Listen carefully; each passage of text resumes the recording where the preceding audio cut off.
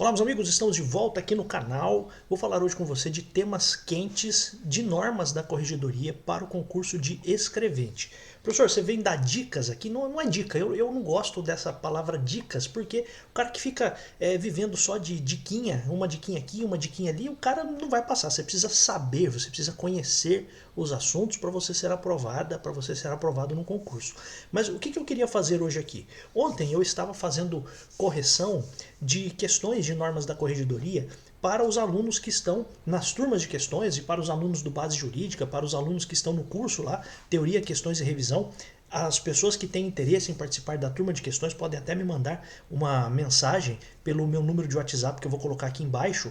Mas eu estava fazendo lá a correção de questões e me chamou a atenção uma situação, que é a seguinte: as questões que caem para o concurso de escrevente, de normas da corregedoria, têm relação com o dia a dia de um escrevente.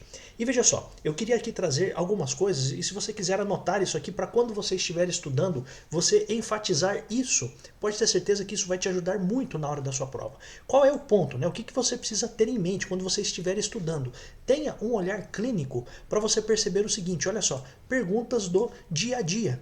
Então veja só, você é um escrevente, você quer ser escrevente, você está fazendo a sua prova, o seu concurso para escrevente. Então veja, perguntas do dia a dia. Primeira coisa, vou fazer uma pergunta para você: o que acontece se você fizer algo de errado enquanto estiver trabalhando? É isso que você precisa se perguntar enquanto você estiver estudando. Então veja, você tem lá a parte de correções, você tem a parte de fiscalizações, então visita correcional, correção ordinária, correção extraordinária, tem os prazos e tal. Punições. Como são feitas as punições aos servidores caso eles errem, caso eles façam alguma coisa de errado? Esse é o tipo de pergunta. Então você quer ser um escrevente. Tá, escuta aqui, meu amigo. O que vai acontecer com você se você fizer alguma coisa de errado? Quem vai te fiscalizar? Como que será feita a fiscalização do seu trabalho? É isso que você precisa extrair do conteúdo quando você estiver estudando. Outra coisa importante, como que você deve trabalhar? Né? Como que você deve trabalhar? Então, qual é o dia a dia do seu trabalho? Então, uma pergunta: que prazos você tem para cumprir? Então, qual é o prazo que você tem para cumprir o que o juiz determina? Então, qual é esse prazo que você tem? Olha, o juiz mandou você fazer uma coisa. Qual é o prazo que o juiz ou que as normas da corregedoria dão para você cumprir certas coisas? Qual é o prazo que você tem para mandar um processo para a conclusão? Então, a questão traz para você uma informação de que chegou uma petição e você precisa encaminhar essa petição para a conclusão do juiz. Qual é este prazo? Outra coisa importante: qual é o prazo para você cumprir realmente o que o juiz mandou você cumprir? Outra coisa: o que você deve fazer se você errar? Então imagine, né? Então você está fazendo lá a escrituração dos atos. A pergunta que eu faço é a seguinte: você pode colocar em alguma coisa no processo o termo sem efeito? Será que você pode fazer isso ou não? E se você fizer, como que você tem que fazer a indicação do termo sem efeito? Você deve evitar isso? Você sempre tem que fazer isso? Veja, é o olhar já de uma pessoa que quer ser um escrevente. Então você tem que se perguntar: se eu estivesse trabalhando, estou lá fazendo um processo físico, estou digitando alguma coisa e eu errei, o que eu vou fazer? Eu posso colocar o termo sem efeito ou não? É isso que você precisa ter em mente. Outra coisa: atendimento ao público. Você vai trabalhar dentro de uma serventia judicial e pode ser que você tenha que fazer atendimento ao público. A pergunta que eu faço é a seguinte: será que existem ordens de preferências no atendimento ao público? E se existem, quais são essas ordens? Então veja, tudo do seu dia a dia. Quem vai fiscalizar você? Como que você deve trabalhar? Qual é o prazo que você tem para cumprir os expedientes? O que você faz se você errar? Porque é lógico, ninguém é perfeito, todo mundo pode errar. Mas caso você erre, qual é a solução que você tem que dar para o erro? Esse é o ponto. Atendimento ao público. Existem preferências no atendimento ao público? É lógico, você sabe que existem, né? Então você precisa olhar desta forma. Porque você pode ter uma questão dizendo o seguinte: olha, você tem numa fila tal e tal e tal pessoa. Quem que você tem que atender primeiro? Então veja, é um negócio importante. Outra coisa: atendimento às partes, aos advogados, aos cidadãos. Então, veja, o atendimento ao público, né? Então, primeiro, preferências. Outra coisa: atendimento às partes envolvidas no processo, atendimento aos advogados, atendimento aos cidadãos. Pergunta que eu faço para você: quem é que pode chegar no fórum e falar assim: eu quero ver um processo no balcão? A pessoa pode ver esse processo? Por que ela pode ou por que ela não pode? Essa pessoa pode ver qualquer processo? Ou tem alguma restrição? Outra coisa: essa pessoa pode retirar o processo para extrair cópias desse processo? Quem que pode fazer isso?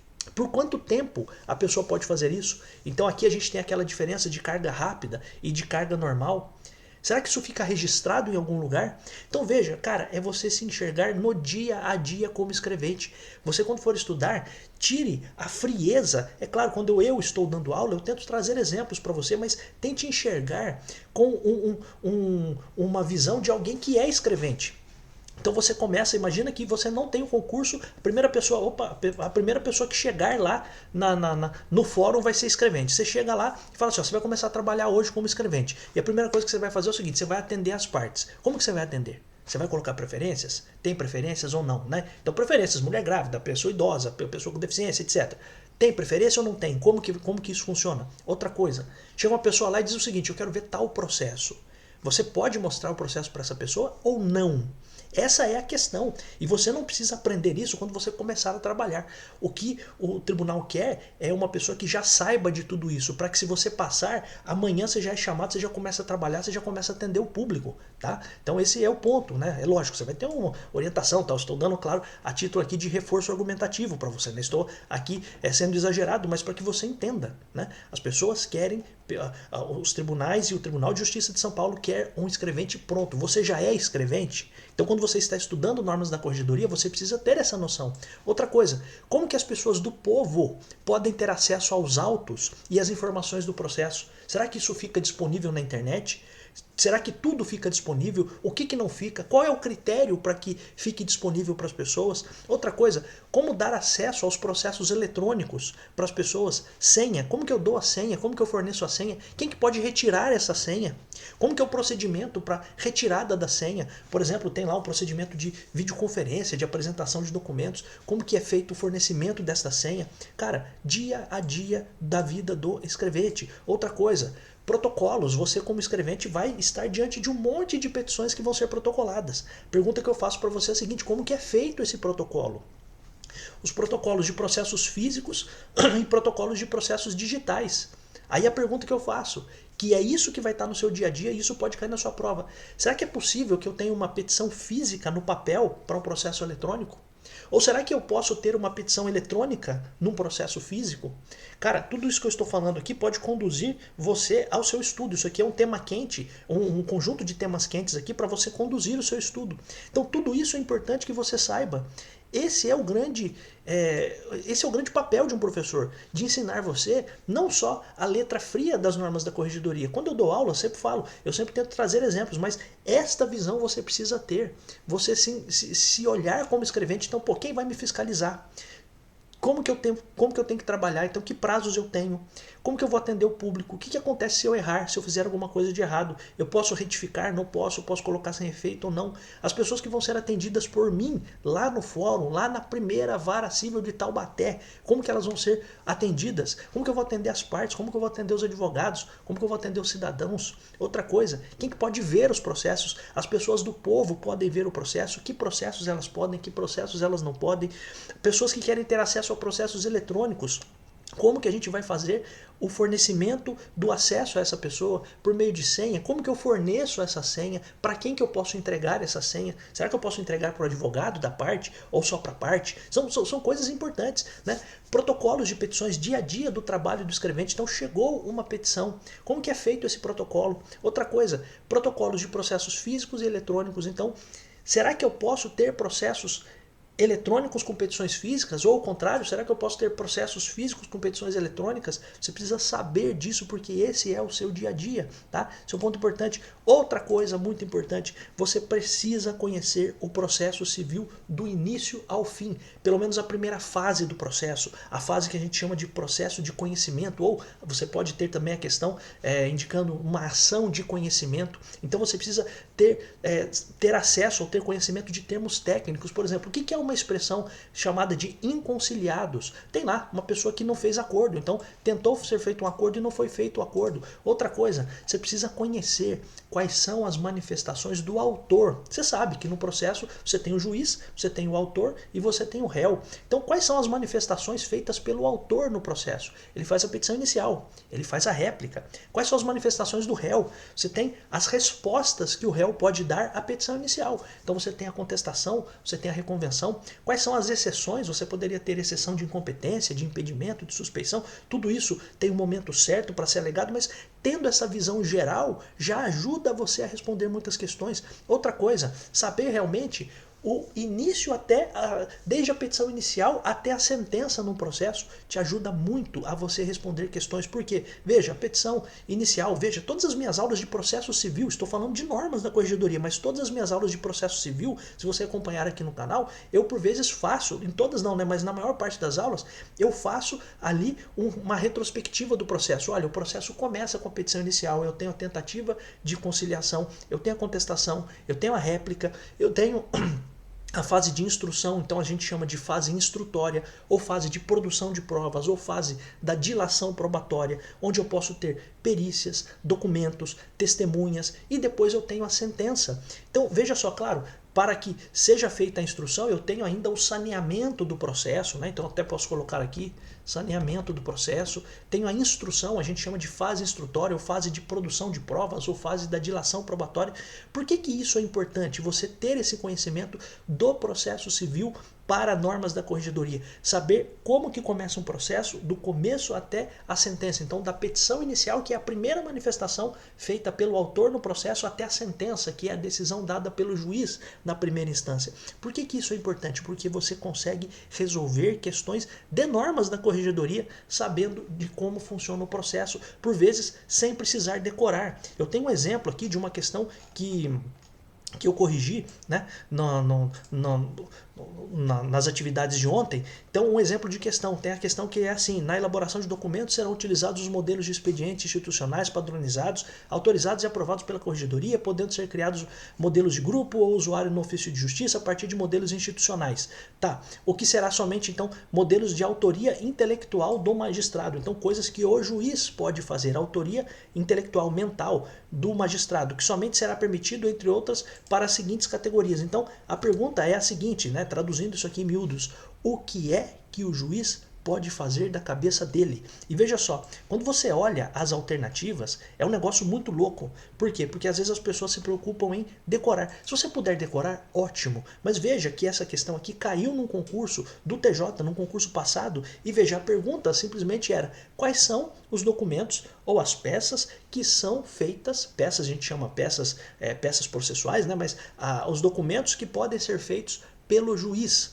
Quando você tem um conhecimento mínimo do processo civil, por exemplo, sabendo que o autor faz petição inicial e faz a réplica, sabendo que o réu faz contestação, faz reconvenção, e que tudo isso a gente chama de respostas do réu. A gente tem lá numa aula de processo civil falando respostas do réu, contestação, reconvenção. Veja, respostas é o gênero em que você tem duas espécies, a contestação e a reconvenção. A contestação, o réu se defende dos pedidos que são formulados contra ele. Na reconvenção, o réu vai formular ele próprio um pedido contra o autor, desde que haja ali uma possibilidade de que isso seja feito, uma conexão entre as causas, uma identidade do que pode ser ali julgado pelo Poder Judiciário. Mas qual é o ponto importante que eu quero que você entenda? Você responderia uma questão de normas da corregedoria sabendo o processo civil, porque o exemplo de questão que eu trouxe para você, ele tem a seguinte pergunta: o que é que pode ser de autoria do magistrado?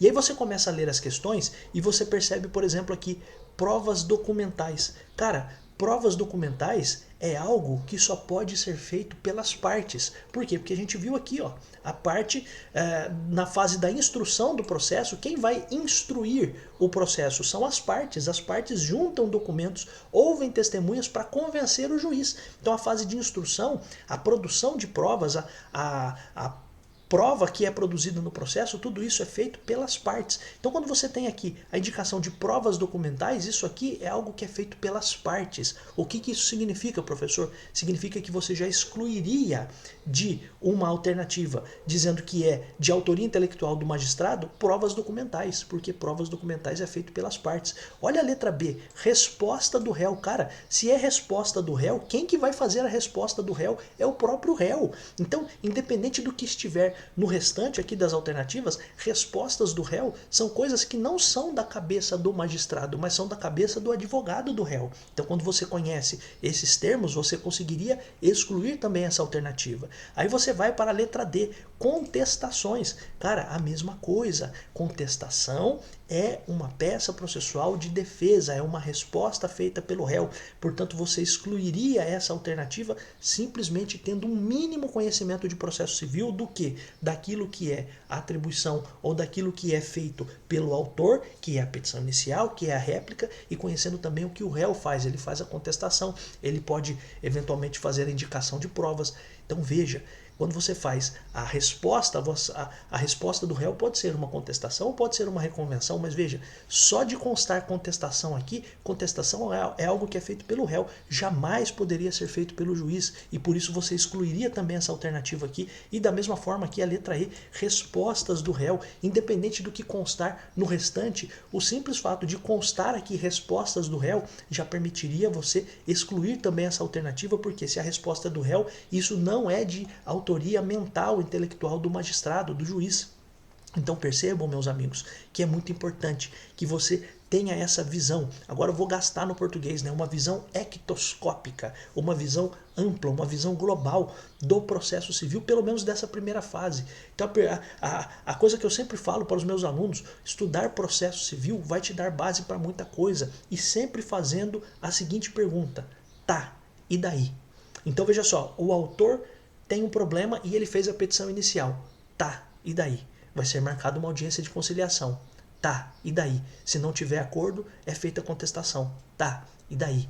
Se não tiver feita a contestação, o réu vai apresentar sua réplica. Tá, e daí? O juiz pode vai abrir prazo para o saneamento do processo, para que as partes indiquem provas. Tá, e daí? As provas vão ser produzidas. Que provas são essas?